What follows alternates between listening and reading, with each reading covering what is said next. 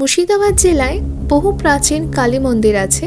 তার মধ্যে অন্যতম হলো বহরমপুরের বিষ্ণুপুর কালীবাড়ি। এখানে মূর্তির সবথেকে বড় লক্ষণীয় বিষয় হলো এখানে মায়ের মূর্তি অর্ধেকই, কোমর অবধি। এর পেছনে যে লোকশ্রুতি আছে সেই কথাই জানবো আজ। কথিত আছে এই বিষ্ণুপুর ছিল জঙ্গল ও মহাশ্মশান। একদিন মনে পড়ে অফিসে কোনো জরুরি কাজ ফেলে এসেছেন। তখন নিরুপায় হয়ে কৃষ্ণচন্দ্র এক পরিচিত শাঁখারীকে দেখতে পান রাস্তায়। শাঁখারীর সাথে নৌকা করে যাওয়ার সময় করুণাময়ী হঠাৎ হাত ছেড়ে জলের ওপর বসে পড়ে। অনেক ডাকাডাকি করেও করুণাময়ী আর আসেন না এবং করুণাময়ী জেদ করে যেন শাঁখারী তার হাতে শাঁখা পরিয়ে দেয়। খবর পেয়ে ছুটে আসেন কৃষ্ণচন্দ্র হোতা এবং জলে এসে শাঁখা পরা মেয়েকে কোমর জলে ডুবতে দেখতে পান।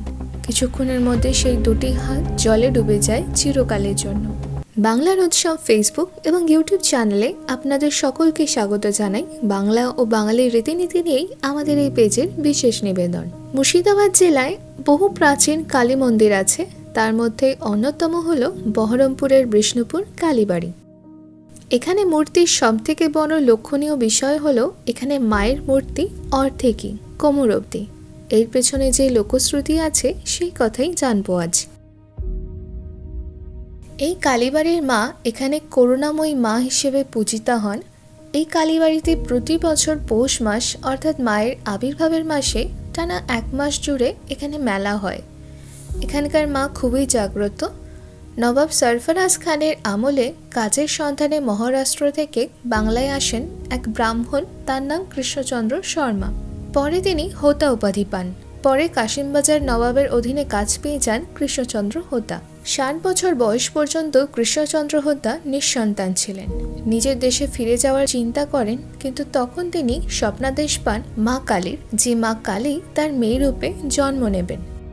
ঠিক তাই হয়।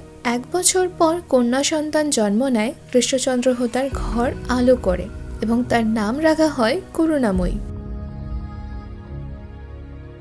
কথিত আছে এই বিষ্ণুপুর ছিল জঙ্গল ও মহাশ্মশান। দৈনিক অফিস থেকে ফেরার পথে কৃষ্ণচন্দ্র হোতা তিনি ধ্যান করতেন বিষ্ণুপুরে বটবৃক্ষের তলায় এবং তার সামনে খেলা করতেন তার কন্যা। একদিন মনে পড়ে অফিসে কোনো জরুরি কাজ ফেলে এসেছেন। আবার তাকে কাশিমবাজার যেতে হবে, কিন্তু তার মেয়ে করুণাময়ী যেতে রাজি হলো না পিতার সাথে। তখন নিরুপায় হয়ে কৃষ্ণচন্দ্র এক পরিচিত শাঁখারীকে দেখতে পান রাস্তায়। কৃষ্ণচন্দ্র শাঁখারীকে অনুরোধ করে যেন সে তার মেয়েকে বাড়ি পৌঁছে দিয়ে আসে। শাঁখারীর সাথে নৌকা করে যাওয়ার সময় করুণাময়ী হঠাৎ হাত ছেড়ে জলের ওপর বসে পড়ে। অনেক ডাকাডাকি করেও করুণাময়ী আর আসেন না। করুণাময়ী জেদ করে যেন শাঁখারী তার হাতে শাঁখা পরিয়ে দেয়। সেই মতো শাঁখা পরিয়ে দেন শাঁখারী। খবর পেয়ে ছুটে আসেন কৃষ্ণচন্দ্র হোতা এবং জলে এসে শাঁখা পরা মেয়েকে কোমর জলে ডুবতে দেখতে পান।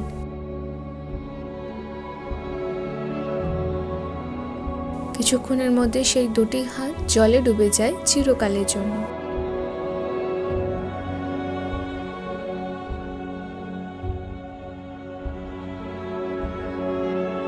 এভাবে কন্যা শোকে কৃষ্ণচন্দ্র বিষ্ণুপুরে সাধনারত অবস্থায় একদিন মা কালীর দর্শন পান তার জলে ডুবে যাওয়া মেয়ের রূপে। ঠিক একই রকম ভাবে যেভাবে তিনি তার ডুবন্ত মেয়ের কোমর অবধি দেখতে পেয়েছিলেন। তারপর তিনি সেখানে কালী মন্দির স্থাপন করেন।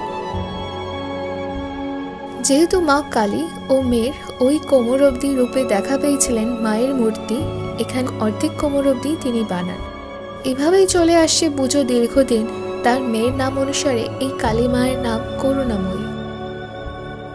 বহরমপুরের মা করুণাময়ীর সাথে যোগ ছিল সাধক বামা খ্যাপারও। শোনা যায় অত্যন্ত জাগ্রত মন্দিরে দেবী মায়ের দর্শন তিনি পেয়েছিলেন। মুর্শিদাবাদের কালীঘাট নামে এই স্থান পরিচিত। কথিত আছে বহরমপুরের এলাকার জাগ্রত 3 দেবী 3 বোন হিসেবে, যথাক্রমে দেবী আনন্দময়ী, করুণাময়ী ও কৃপাময়ী। মন্দিরের বর্তমান সেবায়ী জানান লালগোলার রাজা যোগেন্দ্রনারায়ণ রায় এই মন্দির প্রতিষ্ঠা করেন এবং সেই কাল থেকে আজও এই পুজো হয়ে আসছে। দেবী এখানে চতুর্ভুজা রূপে পূজিত হন। আজ আজ তাহলে এই অবধি, আবার দেখা হবে পরের দিন অন্য কোনো ভিডিওতে। ভালো লাগলে আমাদের ফলো এবং সাবস্ক্রাইব করে দিতে পারেন। ধন্যবাদ।